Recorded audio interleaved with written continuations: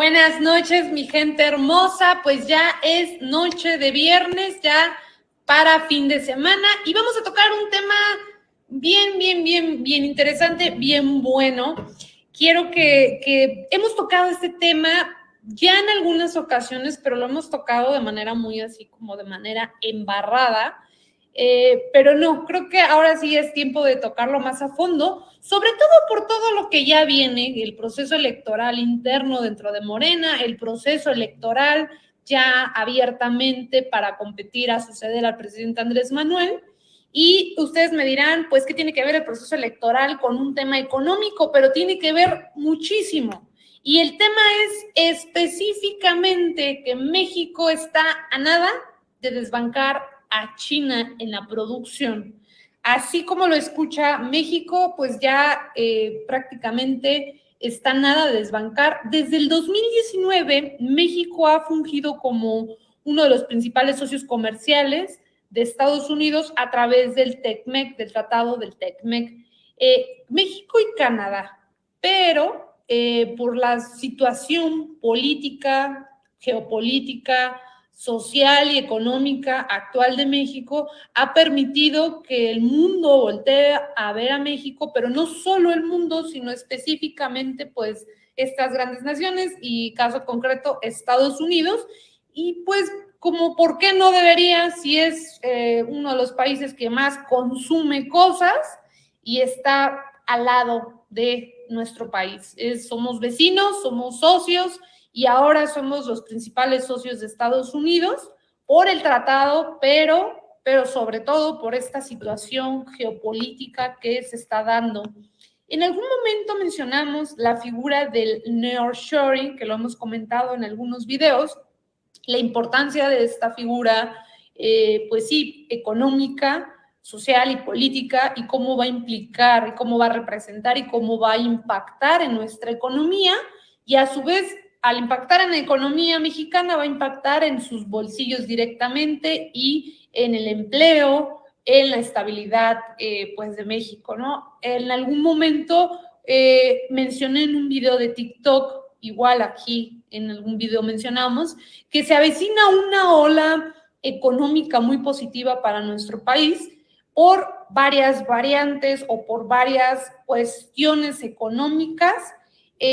La primera es esta parte geopolítica que sale, pues sí, de las manos del presidente Andrés Manuel, porque son factores externos los que están obligando a nuestro país a, pues, a formularse en esta parte como principal socio comercial y poder desbancar a China, que actualmente es el primer socio comercial y económico con Estados Unidos, pero hay una situación política entre China y Estados Unidos, en donde Estados Unidos, desde la llegada de Donald Trump, sabemos perfectamente que empezó a haber una pugna ya abierta, porque Donald Trump tiene una política, o en su momento tuvo una política muy nacionalista, y esto implicó que pues empezar a cerrar ciertos mercados de China hacia Estados Unidos, porque China ya estaba sobrepasando Estados Unidos en una dependencia muy fuerte de China,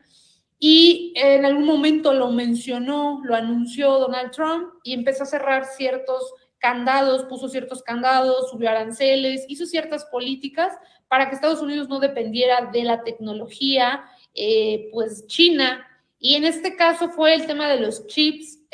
Hay que recordar esta situación que hubo con esta gran empresa de Huawei, que ya estaba siendo el principal rival de la empresa de telefonía, bueno, de dispositivos móviles, la principal en el mundo, que es Apple, que es de Estados Unidos, y que es de los grandes inversores y también de los grandes pues sí, inversores, empresarios que manejan los hilos políticos a nivel mundial y a nivel Estados Unidos. Y por supuesto, pues su principal rival ya en el mercado internacional de dispositivos es Huawei. Sin mencionar también y dejar de lado que se decía que estos dispositivos de Huawei estaban teniendo una manera de espiar a la gente en Estados Unidos y saber que ese fue el gran problema que hace años se desató.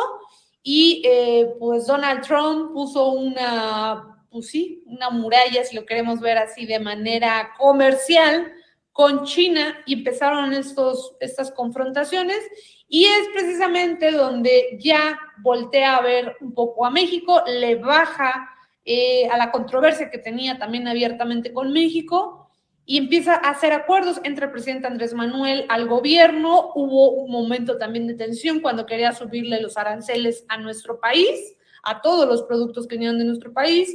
El canciller Marcelo Ebrard hizo un excelente trabajo al pues gestionar esta parte, al acordar, al estira y afloje, y se pudo pues no haber este aumento de los aranceles, no haber aranceles para ciertos productos como lo querían del 5%, o el ser tercer país, que tampoco se aceptó.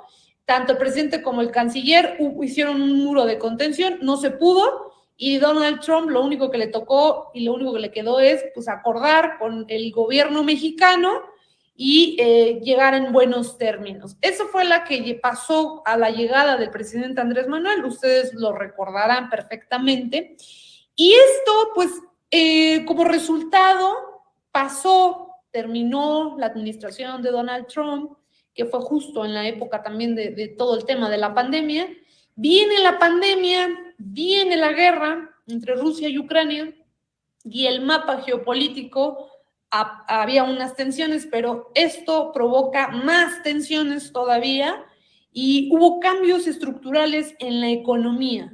¿Y esto qué fue? Se cerraron por los mercados por el tema de la pandemia, o sea, hubo muchísimas, se cerró, muchos mercados en el mundo se cerraron, las aduanas se cerraron, y hubo una crisis de la distribución de algunos productos, y pues esto pudo cerrar las famosas cadenas de distribución y ocasionó pues colapsos en muchas cosas, como ustedes lo verán. En aquellos tiempos adquirir un carro era casi imposible, o adquirir ciertos productos tecnológicos que vinieran de otros países pues tardaban meses por obvias razones, o algunas cosas como chips y otras cosas.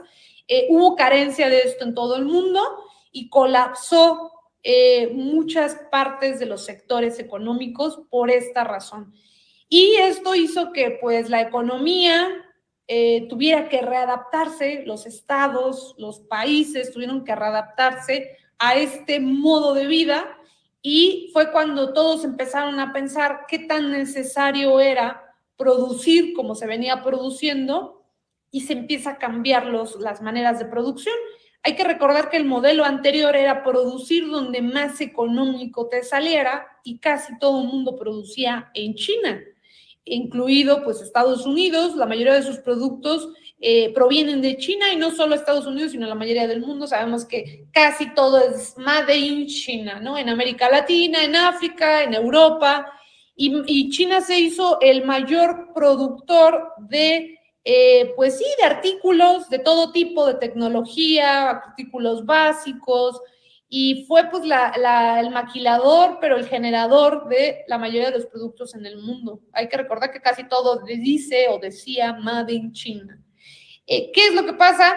Pues que con esta crisis que hubo de la distribución de las cadenas, que generó pues que los países se volvieran a preguntar qué tan factible es este modelo, porque no sabemos si pudiera haber otra pandemia en un futuro en donde se volvieran a colapsar pues los mercados y las cadenas de producción. Y se empieza a plantear un cambio de este modelo económico, y el cambio es: vamos a producir, sí, donde nos salga más económico, pero donde esté más cerca. ¿Por qué? Precisamente pensando en una situación de crisis. No es lo mismo producir en China, donde pues obviamente Estados Unidos le genera un mes poder traer productos de China a través de barcos, que producirlo en México, que está tan solo, pues es en las fronteras, tan solo a unas horas para cruzar con Estados Unidos, o a lo mucho un par de días, un día.